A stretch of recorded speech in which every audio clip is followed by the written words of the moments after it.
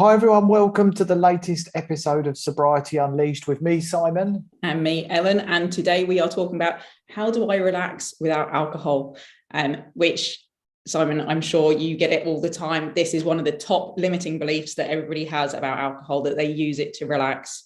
Yeah. At the end of a hard day, stressful day after work, a stressful day with the kids, they want to numb out, and especially when their head is full of overwhelm. Yeah, it absolutely is. And actually, I think this was another one you put on your Instagram as a poll of which topics shall we discuss on the podcast. And it came first by a long way. It did come first. And people, it's such a huge trigger that keeps people stuck in the cycle of drinking, and that people really struggle with this. How at the end of the day can I numb out? How can I kind of relax? And quite often, of course, we're relaxing from something that alcohol, ironically, exacerbates the stress of parenting, the stress of overwhelm at work, the stress of dealing with family members who we're not able to set boundaries with, all those kind of things. Yeah, and I think you can end up in that vicious cycle of actually trying to relax from the symptoms that alcohol has caused. Yeah. So you drink again, recreate the symptoms, and it's just this daily cycle. And that was absolutely what I was in.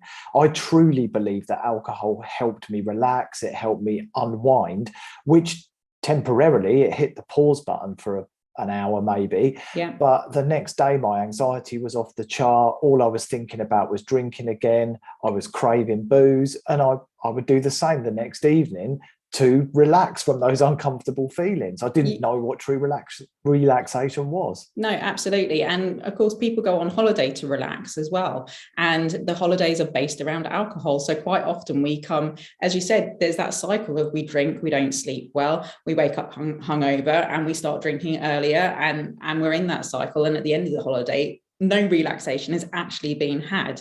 Yeah. It does take quite a kind of mindset shift, though, as to what relaxation is, doesn't it?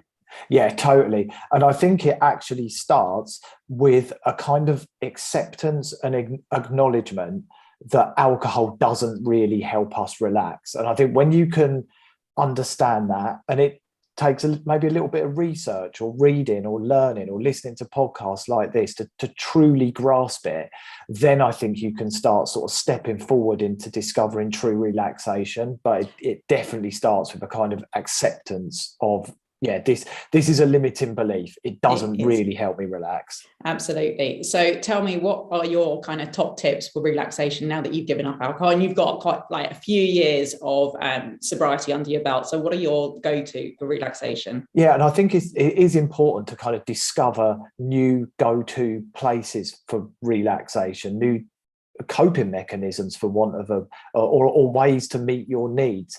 And that starts, we talked about it before, with like understanding what's important in your life, understanding your values. And I always think about the things that when I'm doing them, I'm not thinking about anything else, but things that I get really immersed in. And weirdly, most of them are things that I used to do when I was a kid, that when I started drinking, I stopped doing them. Painting, creative writing, exercising and fitness, walking in nature, getting out on my bike and riding, that those sort of things, just they feel like a bit of an escape. I'm not thinking about other things when I'm doing them. What about you? What do you do? I bet you've got loads. Yeah, much the same as you. And I'm talking to somebody yesterday about how when I started climbing, when I gave up alcohol, that for me is I love the escape. It's meditation in motion, I always say, and walking is very much the same thing. It clears my head completely. And I said this to her yesterday. I'm very honest about what happened with my breakup with my husband. And I know that when I climb, I cannot think about anything other than the step ahead of me. Like, where am I reaching the next hole? Where am I putting my foot? It completely clears my head. And the day that I learned that my husband wasn't coming home, I had a climbing class that evening, and everybody around me expected me to cancel, and no, that's exactly what I need to do. I need to go. I need to be in that climbing class and think about nothing else other than that. And it gives my head kind of chance to work out my thoughts and come home and face things in a much more rational way. So climbing for me, definitely one of the top ones. Yoga, and within that kind of meditation and breathing, exercise. and movement does tend to be my go-to. Cooking, though, I love, and I really realized over the last couple of weeks how I've let these kind of daily rituals, the things that I'm very proactive in to deal with my stress levels and to relax, I've let them kind of go off during the summer. And cooking is a huge one. Nourishing myself well, enjoying a meal with friends, enjoying a meal with the kids, that's something that's really important to me. And some people find cooking triggering. Yeah, absolutely. Some people find that whole, like, it's normally when I have a glass of wine. However, lots of people that I speak to also find it a really good kind of form of therapy. Yeah, exactly. And again, that's part of the work, isn't it? And I would say around learning how to relax is learning what triggers you as well. Yeah, absolutely. Because, so if, for example, cooking is a big trigger, well, what can I do about that? How can I approach it differently? So trying to identify anything that triggers you and set boundaries, change it up, change the times, make it different in some way, is going to actually bring less stress into your life, which is going to minimize the desire to relax, I guess. Yeah, absolutely. And with cooking, it can be something as simple as changing the time that you do your cooking, can't it? Most people are sorting the evening meal, and that's when they would pour their first glass of wine. However, for the first month of sobriety, change it up and cook earlier in the day. But if you enjoy that, and I really enjoy cooking now that my kids are older. I hated it when they were younger because I'm too much of a control freak. However, now they're older, it is a really lovely form of kind of therapy. It's quite an intimate thing to do alongside somebody else. And going to a cookery class with friends, if you're not connecting with them over alcohol, try a cookery class, because that's a great way to relax together and have a laugh, enjoy time together. Yeah, absolutely. If you're watching live on YouTube, I can see a few people are on: Linda, Carolyn, Cassie, Joe. If you've got any questions about this, or you want to share how you relax without alcohol, we would love to hear. We love answering the questions live and responding to the comments. So absolutely put them on there. I think one of the other things that was quite a big breakthrough for me was when I learned about how cortisol and adrenaline affects our bodies. And like when we're kids, up until about the age of 6, our kind of mind and body is working out our cortisol levels, and depending on how much stress is around us. So if you're in a family where there's lots of arguments and you're constantly on edge, your cortisol level gets set really, really high. Mm-hmm. And it can mean that in later life, you're quite high up on the spectrum, and you can be susceptible to getting into the fight or flight or freeze state really quickly when you don't want to be there. And I actually believe that alcohol was exacerbating that for me. It was causing me to be in this almost panic-like anxiety state that was further adding to this need to drink, to relax, to numb it out. And actually, since I quit drinking and through educating myself, I've become much more aware of that and been able to sort of work on things that I know will sort of keep me on an even keel, help to keep those anxiety levels down. And I know I would never have even looked at it when I was drinking. I wasn't interested in going inward and understanding myself better. So I feel like not only do I have more methods of relaxing without quitting, I've kind of become better at it. I've sort of made some good lifestyle changes. Yeah, absolutely. And that's only through understanding how that physiological response to stress and anxiety. And it is exactly that. People don't really realize that this is something that has to be worked through the system. And that trauma response that you're talking about, that I definitely have realized that that's something that happens. It's something that physically happens to me. And when you stop and you remove alcohol, you can really become mindful of how the body's reacting to certain situations. For me, like, true relaxation is setting really strong boundaries with anyone, anything, any event, any situation that causes that response in me, so that I don't need to physically relax. I can go, okay, now I'm taking care of myself. I'm setting my boundaries and I'm staying in my own lane and not taking on any responsibility for anybody else's actions or thoughts. Yeah, I think that's so important. It's a difficult thing to do. And like, I went on holiday once with somebody because I couldn't set that boundary. I couldn't say no to her. So I went to Greece. But now it is this serving me well, or is this causing some kind of response in me? If it is, then I set that boundary. But being very proactive in that day to day, and kind of reevaluating it every week. Right, what do I need to do? What pressures am I putting on myself that are unnecessary? Because quite often that's what we do. It doesn't matter to anybody else, does it? And taking those off the list and making sure that I'm not around people that kind of trigger me in any way. Yeah, and listening to your body as well. Like there's I read something recently that was really interesting. Like when somebody, if I was to like, I'm not going to do this, but if I hid in your house and jumped out on you, which I don't have a habit of doing. I've got a really scary basement. Please don't do that. You're going to have this moment of shock, right? Where there's this huge release of adrenaline. And what happens is the message kind of, it passes through our frontal cortex, I believe. And then it sort of triggers this release of adrenaline, but you quickly realize it's no threat. It's only Simon. He's not going to kill me. And he was just playing a joke. But that feeling of that release of adrenaline, I started to really notice how often it was happening in the most obscure situations that didn't present a threat or anything. So yeah, I just come back to that point around really learning. And what really helped me was, you mentioned it earlier, breathing, and knowing that actually slow, deep breathing, particularly through the nose, slows down our nervous system. It kind of blocks it from having that response. You know, it just prevents it. So that's been a real godsend for me. Yeah, and me too. And being grounded, working through mindfulness techniques at any point that I feel triggered and I feel that physical response. I've never had an anxiety attack, although I've come very close to it. And because my husband was suffering from like severe mental health problems in the house, we were constantly walking on eggshells, and I could feel that those cortisol levels like rising until I couldn't process them anymore. And that was really when it was like, we can't live like this. But learning that, okay, I need to take a step back. I need some space. I need to set those boundaries, but I need to breathe. In the moment when things were very, very bad, it is, okay, I need to stop and work through the mindfulness things. How, like, can I feel my feet? Can I feel grounded? And do a body scan of, okay, I can feel this. I need to relax. I need to just breathe. And that does get me through the moment of when there's that real anxiety ridden moment.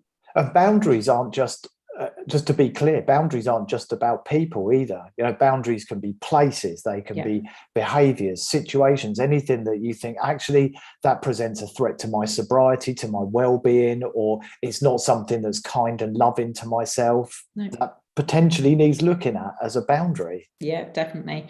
Massage is another thing that I have started adding into my routine, and I love going for a massage, and it's something that I've also got my daughter doing, and they're all dealing with the same thing that I am. So we go for regular massage, which it does help move all this kind of these hormones around the body as well.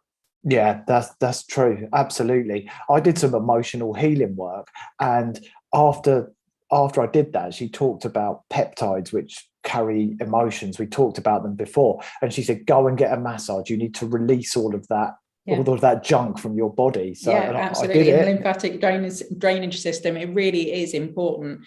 And it feels decadent, that it feels kind of a bit selfish as well as a mum, like, oh, I'm going to go and I'm going to take time out for myself and sit for an hour. But actually, in this world where we're not very tactile with each other, just touch can be something that helps relax you. And when you give up drinking, you've got so much time and you've got so much money that you didn't have before. So going for an hour, like once every couple of weeks, to have a massage, to be proactive in your relaxation and how you deal with your stress is so important. Yeah, I couldn't agree more. Absolutely.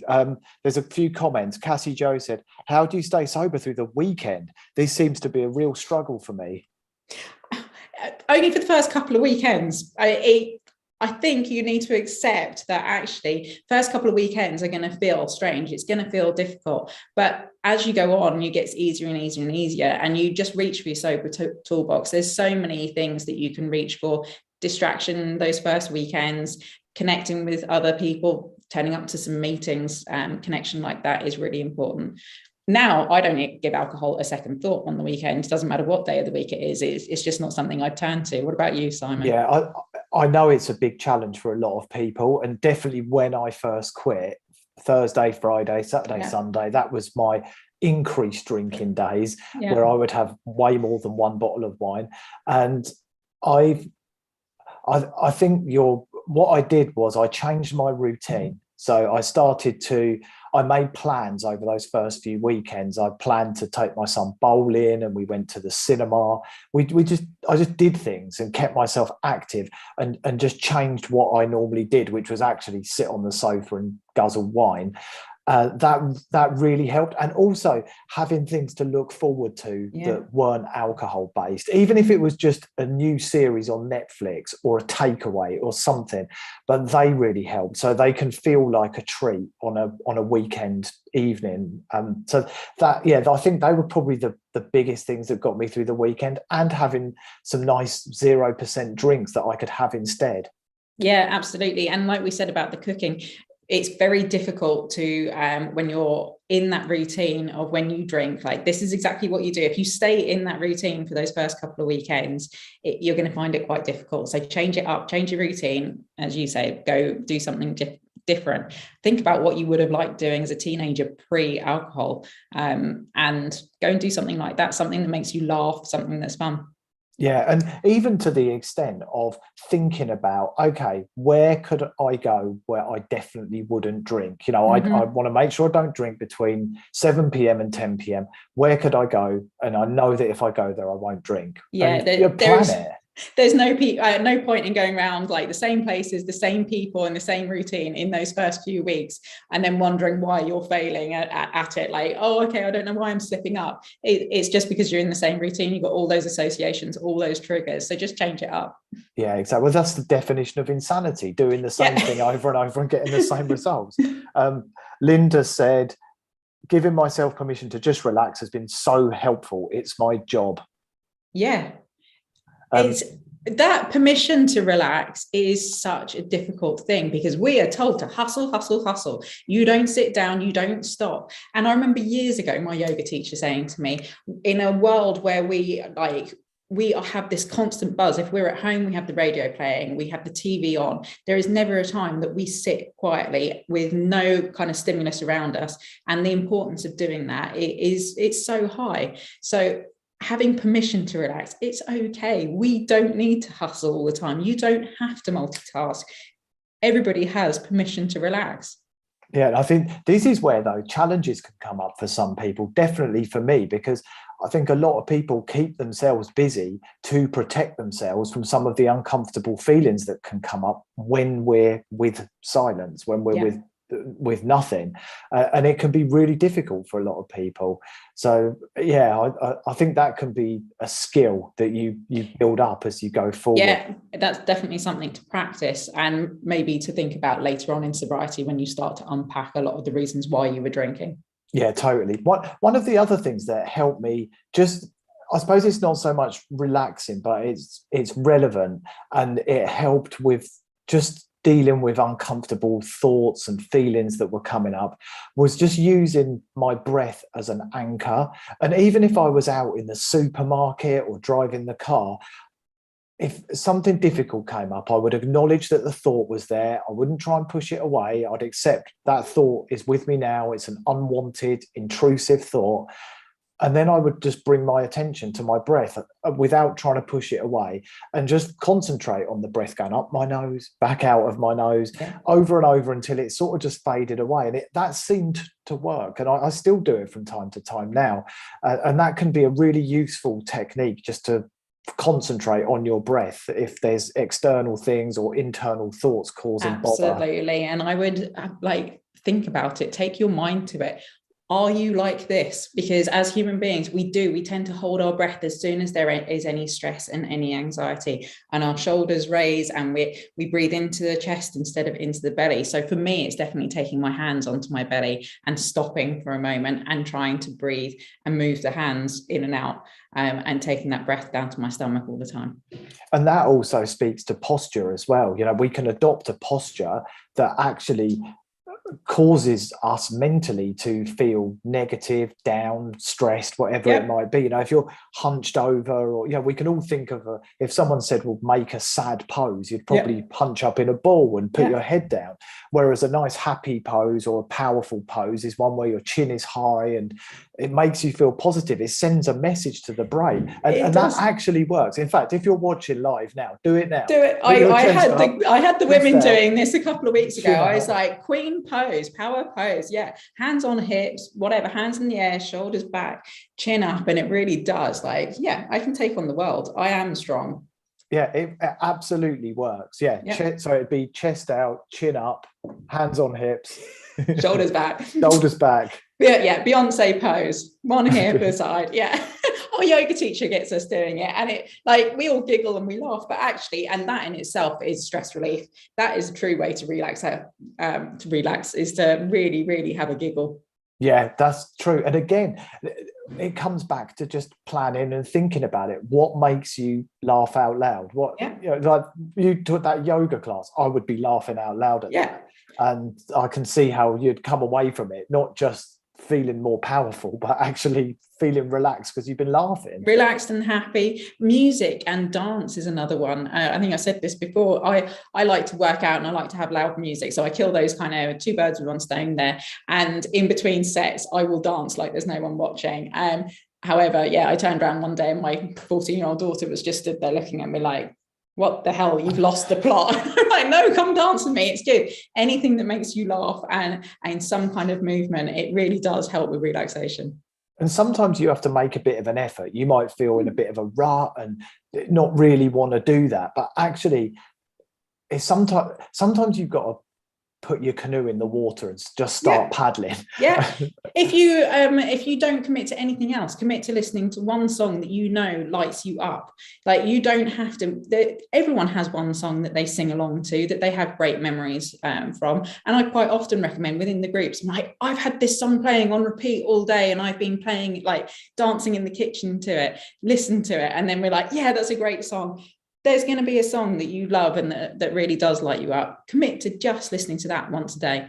What I would also say, it's actually worth making a little playlist on if you've got Spotify or one of those music playing apps, that are songs that you just can't help not singing to. Mm-hmm. And don't put on their Radiohead or any nothing kind of suicidal songs. Nothing like that. Has to be high energy, empowering songs. There's a few like Xavier Rudd, Follow the Sun. If I listen to that and I walk, I can tell you they are my pure moments of happiness. When I listen to that and the sun is on my face, I'm like, smile, that's me, happy. Even if I'm having a really, really shit day, that moment of pure happiness, it keeps me grounded and grateful. Yeah, I think it's so true. Music can make a massive difference. And if I've got a few clients I do coaching with, and they play instruments like the guitar, the piano, and they find those a great go-to. So if you've got a hobby like that, you've got the tools at your disposal. Yeah. Let's read a couple more comments. Cassie Joe said, I feel like relaxing leads me to wanting to drink, so I just stay busy until I go to bed, which can be helpful. Keeping busy can be helpful, but it also can be a bit like willpower. It'll only last so long, so it's important to ensure that you're working on your mindset. You've looked at your beliefs around alcohol, and like Ellen said, you've got the tools in your toolbox to navigate your way through it. But I'm not opposed to distraction, and in fact I did the same thing. Yeah, and it's funny actually, because my daughter uses sports as a way to relieve stress and to relax. And she would have some sports teachers saying, you're doing too much, you need to relax. And we went to the doctors, and the doctor was saying, do you know what, if it's doing your mental health and your emotional health good, you keep on doing it. You're not doing yourself any physical damage. So distraction and getting it, as I said, like meditation in motion, when you're keeping yourself busy, that is not a bad thing, especially to start with. Yeah, I suppose it's what you're doing to keep busy that really matters. And also making sure that it's not just chores or things around the house. But there should be things in there that are kind of for you. Yeah. And I suppose cleaning the house is for you in a way, but I find that quite therapeutic. And one of my clients at the moment definitely has said that she's got like 2 cupboards left to do. And there is something good about sorting out the house. It feels like, okay, again, it clears the mind, it gets it focused, and you feel like you're achieving something. So it is that kind of empowerment. It's the day-to-day things that don't just fill your day up with, as you say, chores. Do something that you're feeling a sense of achievement when you finish it. Yeah, I couldn't agree more. My wife and son went away to Copenhagen over the weekend for 4 or 5 days. And I thought, when she comes back, I'm going to make sure the house is absolutely spotless. And I really got into it. Once I started, I was clearing out cupboards. I was changing things up. It was great. It can be really therapeutic, really, really therapeutic. Yeah, until the cats then started making a mess. I had to clear it up again. There's chores that I read something the other day with daily chores, the things that are ongoing. Don't think of it as a done and dusted job. Think of it as where am I on the cycle of this? Because it can be really disheartening when you come in and the kids have undone or the cats have undone what you've just done. Yeah. But it's okay. They're just cycles, and where am I in that cycle of the chores? Other things that you can do, like I've ticked that off the list. That's a real sense of achievement and helps build your self-worth, I think. Yeah, I like that, the cycle. Carolyn said, Ashley said something before that. I'm getting myself confused with all the comments. Ashley said, which is correlated with anti-stress effects and relaxation. If you can shower when you're triggered, like coming home from work, it can serve to recalibrate. I actually know a guy who has a cold shower every morning. Yeah, cold water dipping is the way forward. Like Tony Robbins, he's massive cold water. He's got a cold water thing that he does every morning. It is proven to really reduce cortisol and help with depression and stress. So if you can stand it, start doing some cold water showers. Huberman Lab, he has great research on that and the effects of cold water. And Wim Hof as well, I think. Wim Hof, of course, yeah, who is the man, absolutely. And it's something that I do, and Carolyn does it. It makes you feel alive, and it makes you feel empowered. I can do hard things. Just that in itself, it makes it worth it.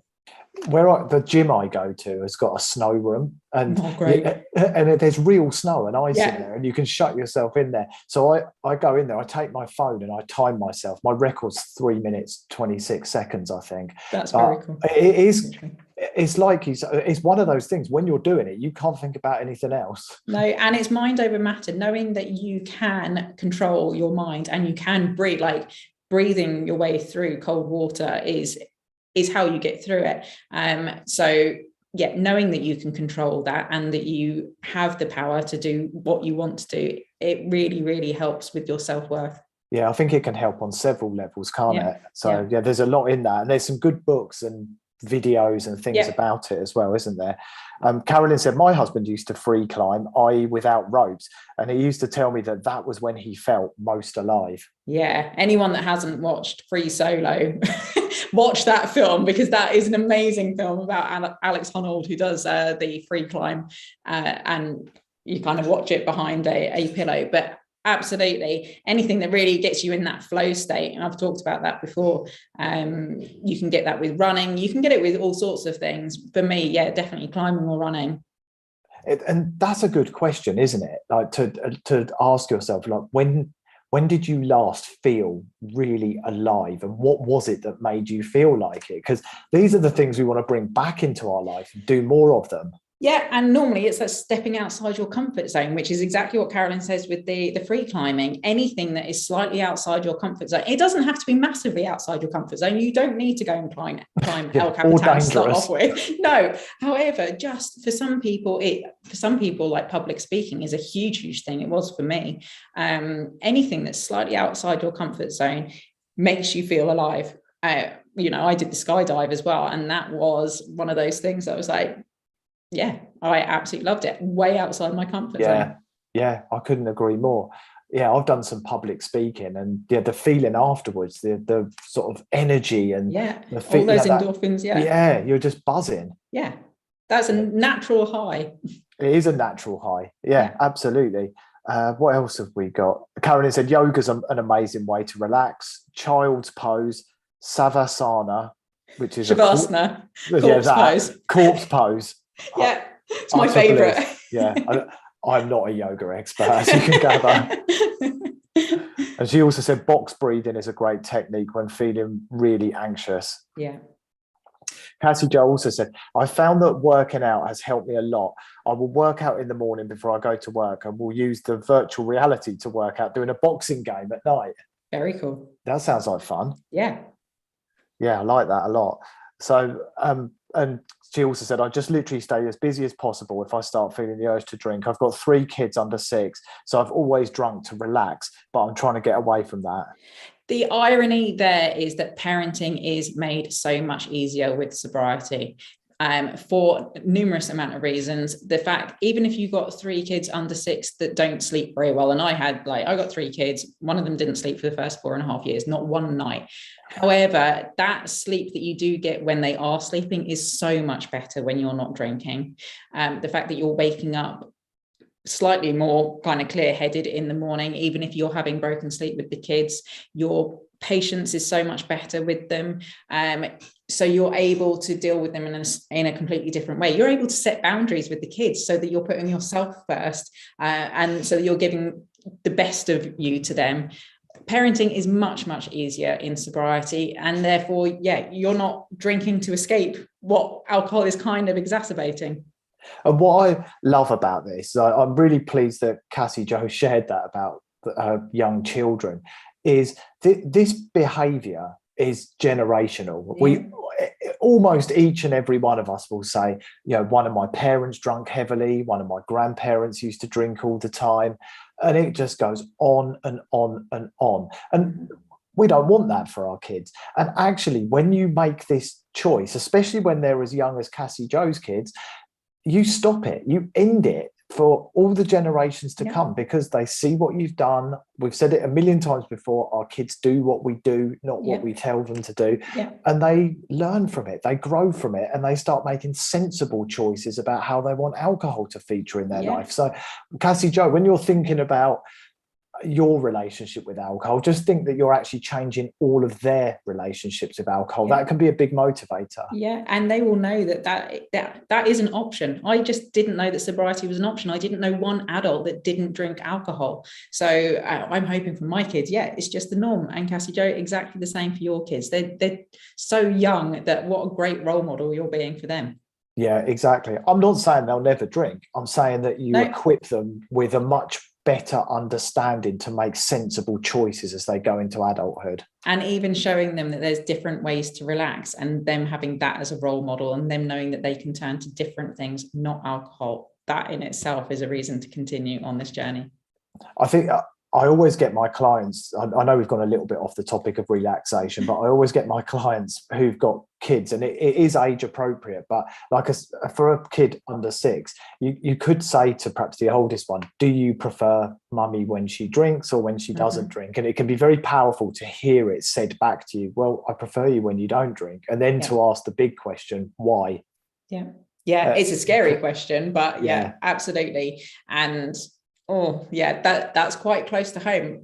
Seeing the energy shift in adults when they drink, and I now set boundaries around people that drink, and seeing it from a kid's point of view, I just can't think what it must be like. Yeah, I couldn't agree more. Absolutely. I know from speaking openly to my son that he felt I was a bit of a Jekyll and Hyde character. Like you said, that energy shift would happen on a daily basis. They don't know who they are getting. No, exactly. I'm just reading through the rest of these comments. There's loads of them today. Yay. Linda said that when she first quit to change up her routine, she started preparing her dinners in the morning rather than cooking in the evening. Great idea. That is a good idea. I really like that. So what else around relaxation? I think we talked about some methods of actually relaxing, but it's very much a kind of finding what fits, kind of just putting yourself out there and looking for something that feels like a good fit, isn't it? Yeah, absolutely. And I think it's being proactive. There's certain things that you do on a day-to-day basis that are your non-negotiables. These don't have to be things that you add-ins that you're causing more stress. They can actually be the exact opposite. The setting boundaries, or having a look at your list and making sure that you're not taking on too much. Asking for help as well. That's a great way to relax. Like, actually, you can reach out and ask for help. Those daily things in staying proactive mean that you don't have that like real need to numb out at the end of the day. Yeah, there was something in the news recently, because they'd always believed that depression, which is closely linked to anxiety and stress, all the things that are the opposite of anxiety, of relaxation, that they said that they'd always believed that people who were depressed often had low levels of serotonin, and they'd done some studies and found that actually it's not the case. And they now believe that the vast majority of those feelings are related to our environment, the people, places, situations, behaviors. And actually it's incredibly interesting, and it really speaks to this point about relaxing. Yeah, and it is, if anybody hasn't read the What Happened to You book by Oprah Winfrey and Bruce D. Perry, I think it is, he does a lot of research about the different cultures and how depression is very much like, this is in our culture, but we are in a time where most people live in households where there's under 2 people. We don't ask for help. There isn't that community like there used to be.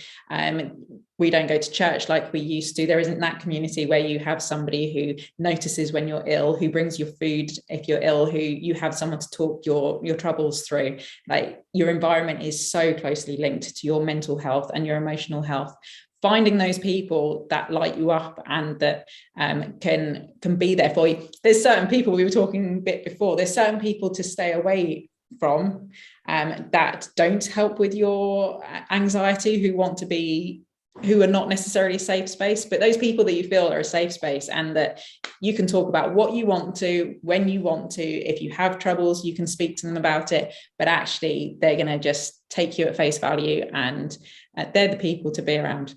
Yeah, and actually often when things are hard, you touched on this earlier, when things are hard, that's when you want to draw closer to the people, the activities that feel good and make you feel good. You said it yourself about the climbing on the very day that your husband said he's not coming back. Yeah, absolutely. It's an escape for the mind temporarily. Like, all our stress isn't necessarily going to evaporate. Like, with sobriety, it's not a magic pill that makes everything better. Life is still hard, but the way that we manage that and the environments that we seek out, the communities and the connection that we seek out, they're a lifeline.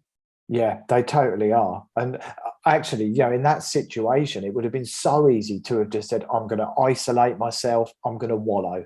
Yeah, and that is an animal instinct to do that. When we're in danger, when we think I want to die, I want to go outside, I want to isolate, I don't want anyone to see me when I'm struggling, to actually connect and be vulnerable. That is where strength is. We're taught in society that strength is about keeping your shit together, keeping it all, being able to do it all. And it's not. Strength is saying, I can't cope right now, I need help.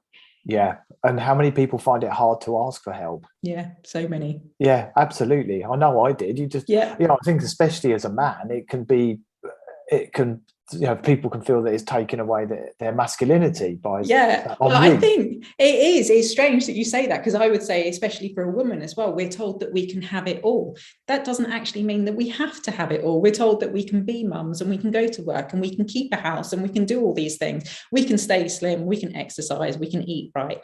We can't possibly do it all. We don't have to do it all. What we have to do is be at peace with ourselves. And that means cutting out probably at least a third of that stuff. Yeah, and not listening to half of the BS you read in the media. No, absolutely not. No, I agree. All right, we'll wrap up there. So that was episode number 11. We've got episode 12 next week, live again on YouTube. So we'll see you all next week. Yeah, absolutely. Bye.